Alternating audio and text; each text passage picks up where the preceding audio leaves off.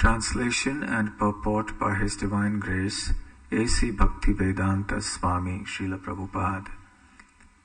Translation. I am able to give you an entire island because I am the proprietor of the three divisions of the universe. You have come to take something from me and have pleased me by your sweet words. But you are asking only 3 paces of land.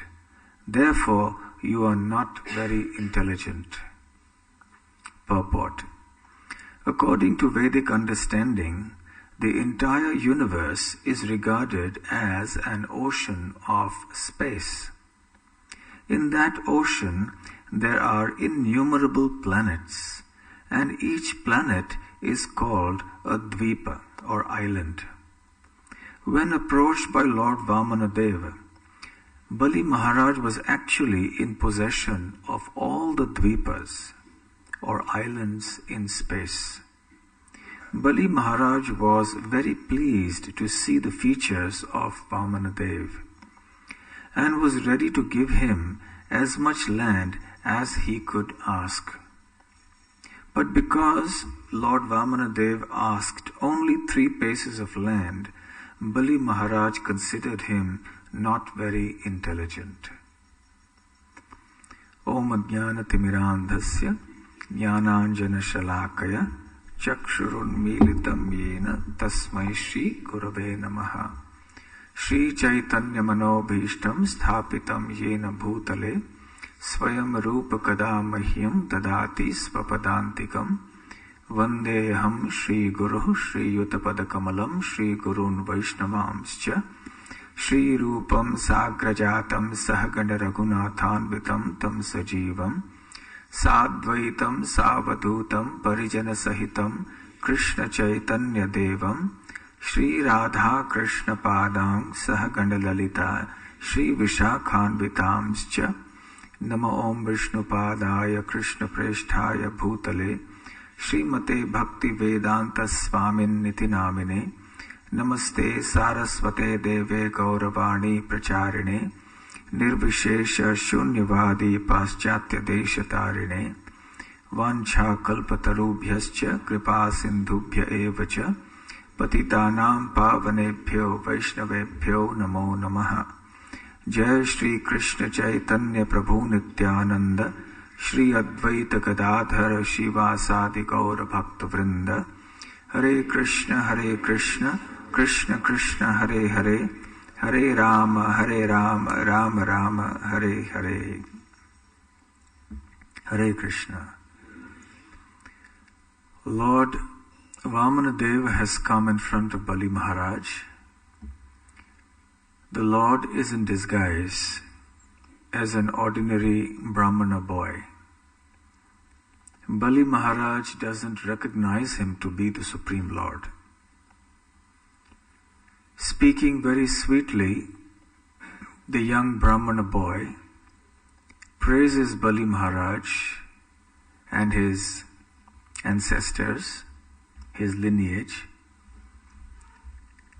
and asks for some charity, because that is the business of a Brahmana. Patana Patana Yajana Yajana Dana Pratigraha. There are 6 duties, occupational duties of a Brahmana. He has to learn and teach. He has to perform worship and teach others how to perform worship. He has to accept in charity and also to give in charity.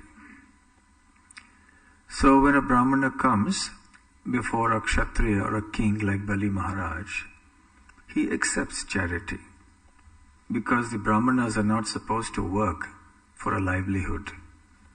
They are not supposed to do business or do a job, but they have to depend on charity that is given by the Kshatriyas and the Vaishyas and so on, and sometimes by other Brahmanas as well.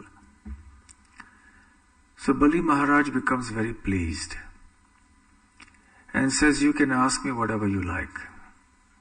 Bali Maharaj has that sense of pride that he is the emperor of the universe.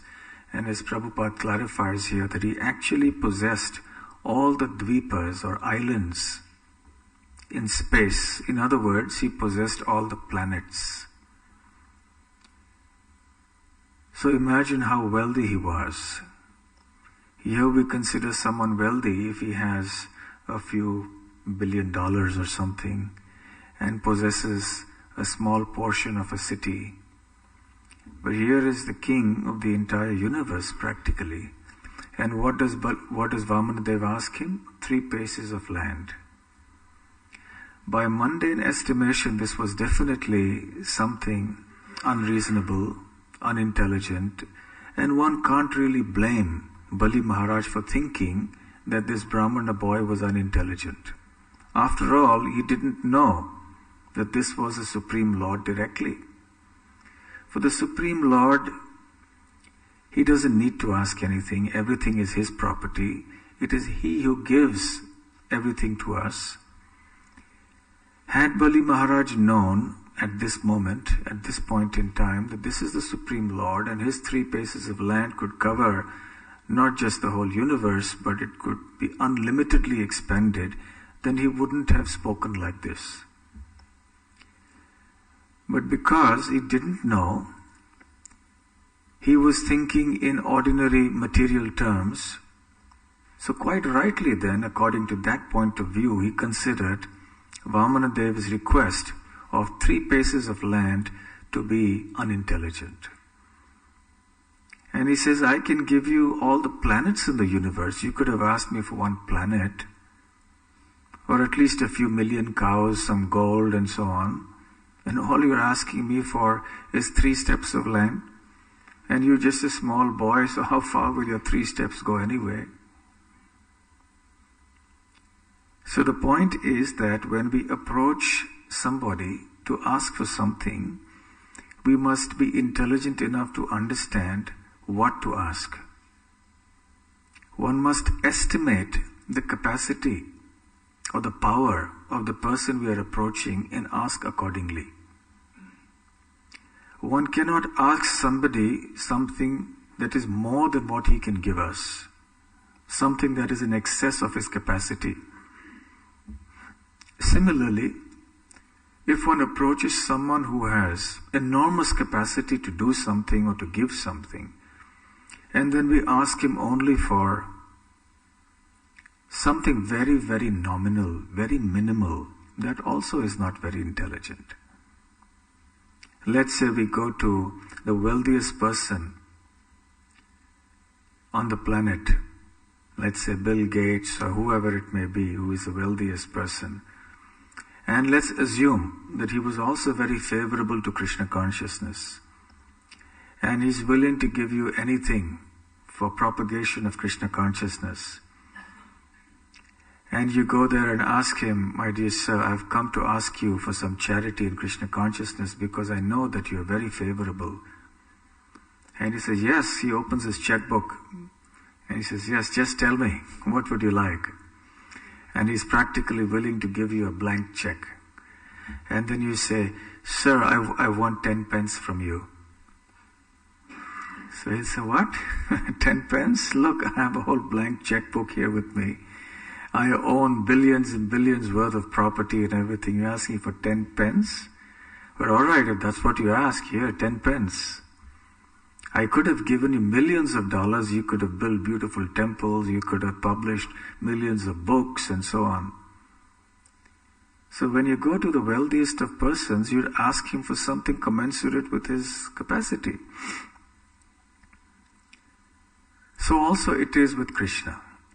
So people approach God for something. They always ask for something when they come to God, people in general.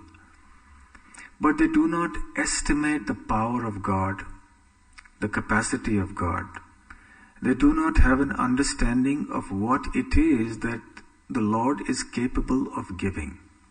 Indeed, there is no limit to the Lord's capability. He can give us anything and everything we seek. But because people in general do not have the spiritual conception, they don't understand anything beyond the material realm. They have no understanding of the spiritual realm, the kingdom of God which is beyond this world. They have no understanding of any happiness that is beyond the sense gratification of this world. So therefore, when they approach the Lord, they also ask Him for something within the jurisdiction of matter. Something very petty.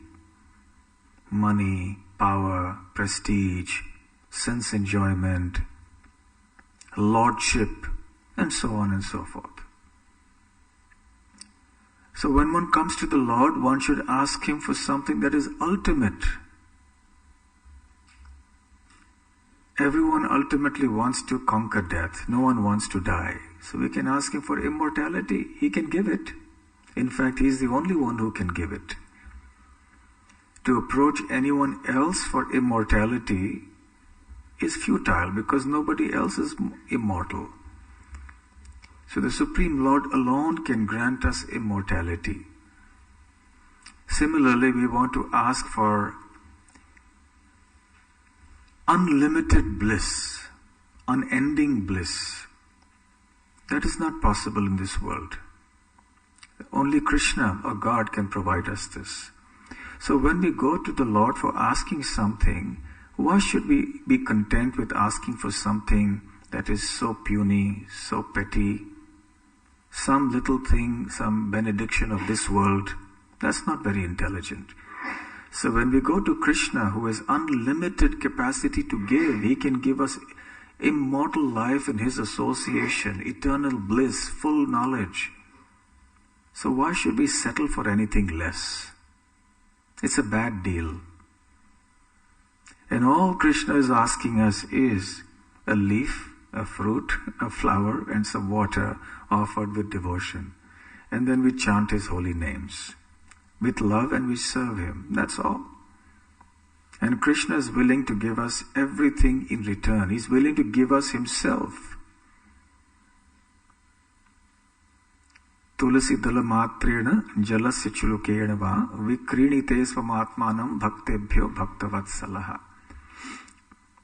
So this is one verse from the Puranas where the Lord, where it is said that if one simply offers the Lord a tulasi leaf, tulasi dala matrena, jalasya chulukena va, and a few drops of water, Ganga water or Yamuna water in the palm of one's hand, and one offers this with devotion to Krishna, then Krishna becomes so pleased that He is willing to give Himself up to us. He sells Himself to us. He is purchased by the simple gift of a tulasi leaf and some Ganga or Yamuna water. Vikrinite svam atmanam. He sells Himself, or rather He completely gives Himself up to the devotee. Bhaktebhyo bhaktavatsalaha. He gives Himself up to that person because that person is a devotee. And Krishna is Bhaktavatsala. He loves the devotees. He is very affectionate to devotees. So this is what the Lord is willing to do. What to speak of giving us a few pounds and pence and a little bit of temporary pleasure? He is willing to give Himself up to the devotee. When Dhruva Maharaj approached the Lord for some position that was by material estimation extraordinary, because he wanted a position that was higher than even Lord Brahma's position. Dhruva Maharaj wanted something that nobody could expect to ask, or nobody would have asked for. His father was King Uttanapad. King Uttanapad's father was Manu. Manu's father was Brahma. Such a distinguished lineage. And Dhruva Maharaj was not satisfied because of certain things that happened. He went to the forest and he performed severe austerities for 6 months. And at the end of 6 months, the Lord kindly appeared before Dhruva Maharaj in the form of Prishni Garbha. And when He appeared, Dhruva Maharaj was besides himself with ecstasy. And he completely forgot about the original purpose for which he had come to perform austerities in the first place. And when the Lord said, "Okay, Dhruva, I am here before you, so tell me, what would you like?" And Dhruva said, "No, I don't want anything from you. Sthana bhilashi tapasi sthitoham tvam praptavan deva munindra guhyam kacham vichinvannapi divya ratnam swamin kritarthosmi varam nayache." He said, I performed severe austerities. I situated myself in severe penance, tapasi sthitoham, because I was desirous of a very high position, sthanabhilashi. But now I have obtained you, tvam praptavan. I have obtained you who are extremely difficult to obtain for great sages and even for the demigods. And now that I have obtained you, I feel that I was asking for broken pieces of glass from you.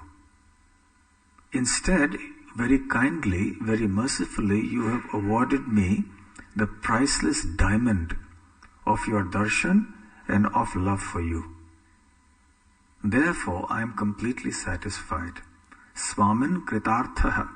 O my Lord, I am completely fulfilled now. Varam na yache. I don't want to ask you for any benediction. So this is the benefit of coming to Krishna, even if one has material desires. But Dhruva Maharaj could have, if he wanted, just transcended that and asked Krishna only for devotion. But Krishna is so kind that he gave him that devotion. But nevertheless, since Dhruva's original purpose was something material, so the Lord told him, "Dhruva, you are saying you don't want anything, but still I insist, you must ask me for something." And Dhruva still didn't want to ask.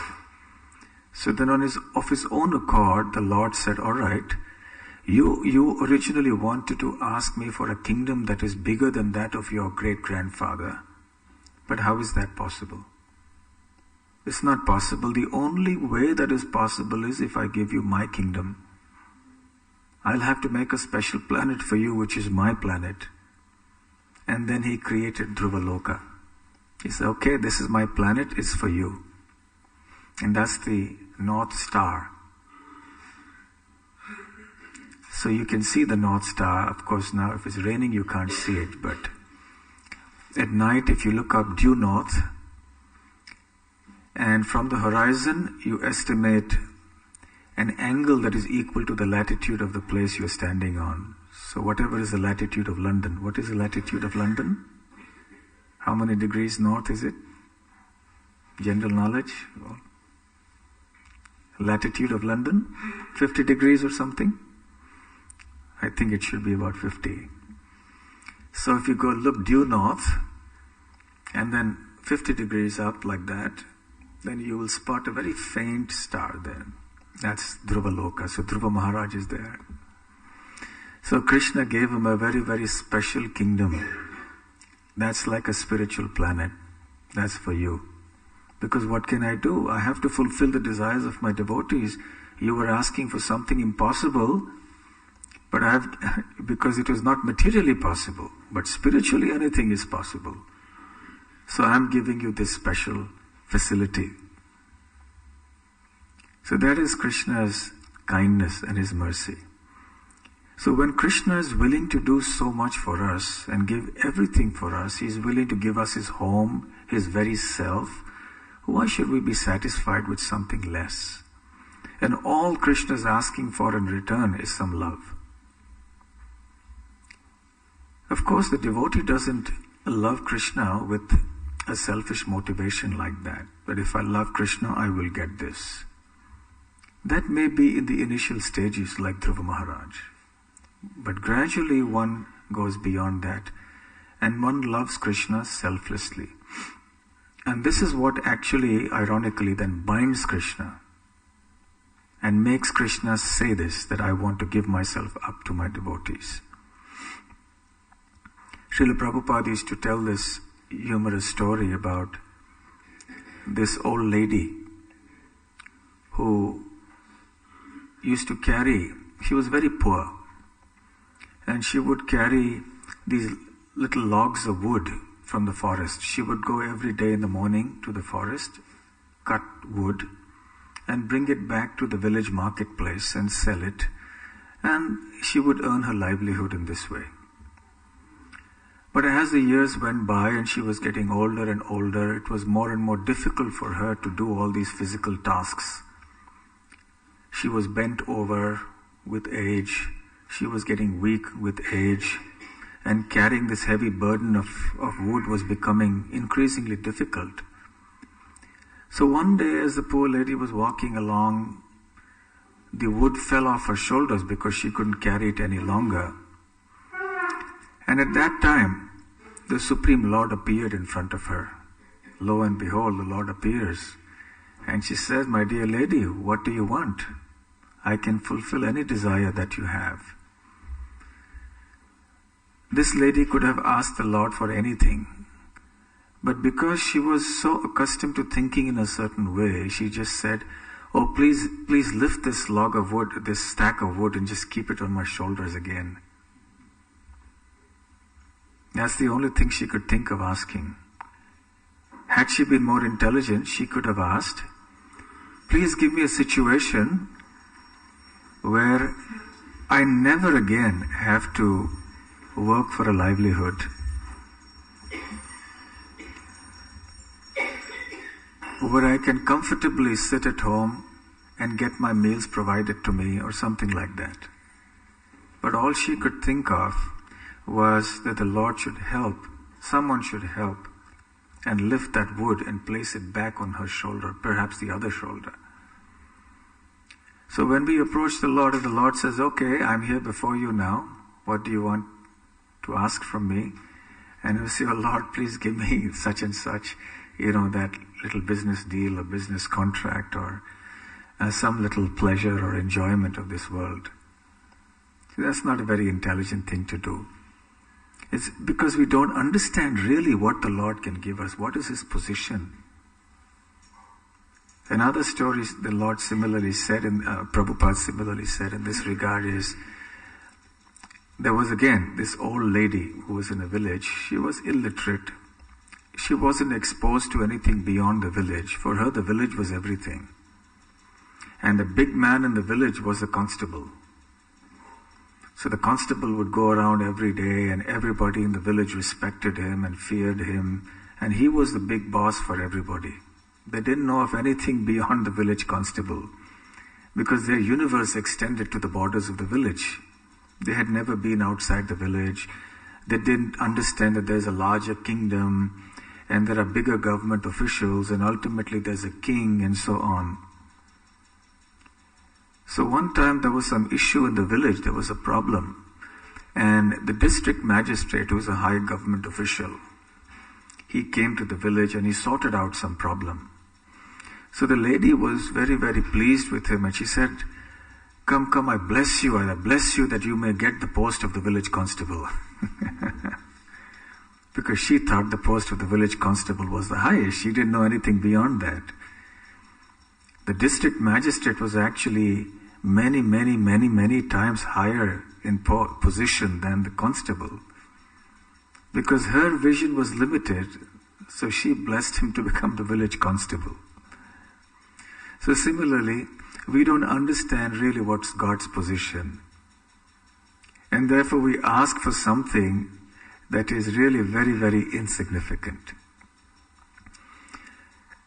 Pure devotional service means that we approach Krishna for His pleasure alone, not for asking anything material for ourselves.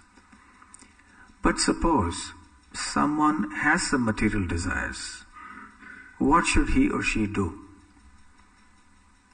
So Chaitanya Mahaprabhu teaches Sanatana Goswami in the Chaitanya Charitamrita, and he establishes the principle of pure devotional service as the ultimate.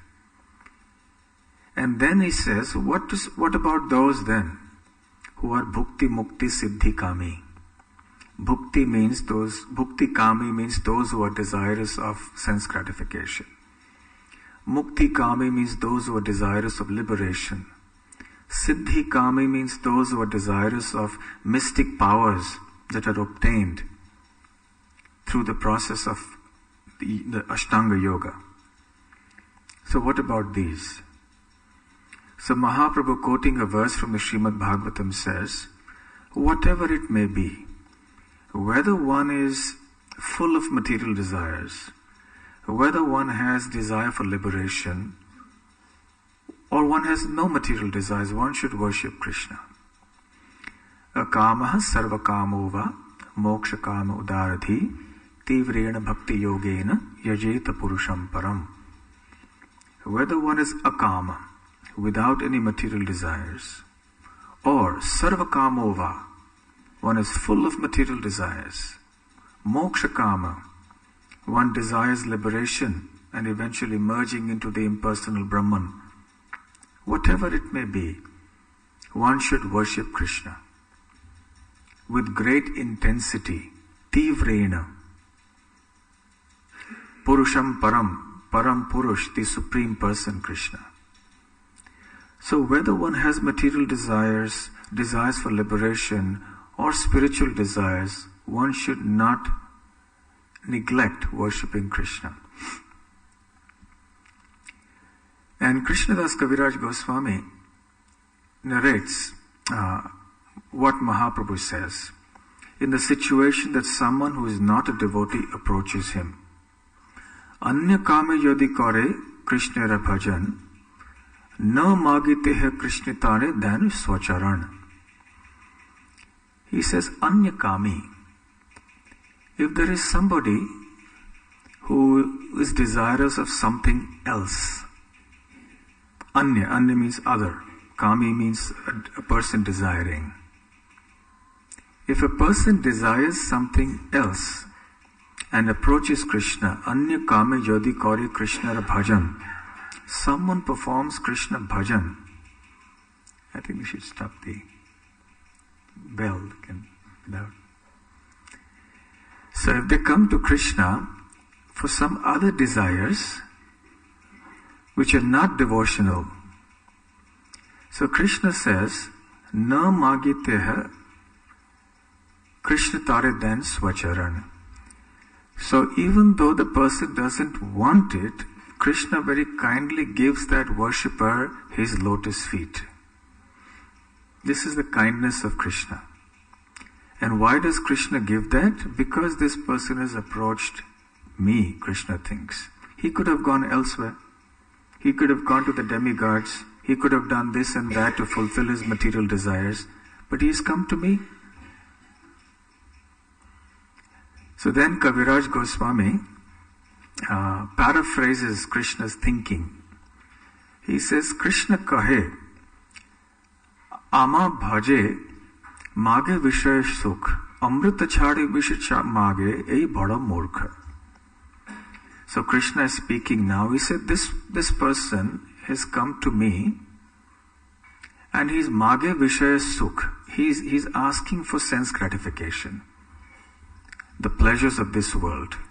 Amrita chhadi vishamage, leaving aside the nectar of my lotus feet, he's asking for poison of sense gratification. Ei bada murkha. Therefore he's a real fool. So he's foolish because I can give him nectar, but he's asking me for poison. How foolish. But then he says, he's foolish, but I'm not foolish. Ami vigya, ei murkhe vishay keno dibo? Swacharanamrita diya vishaya bhulaibo. So he said, this man is foolish, but I'm not a fool. I'm very intelligent actually, Krishna says. Therefore, what will I do? I will give him the nectar of my lotus feet and I will make him forget the sense gratification business. This is Krishna's mercy.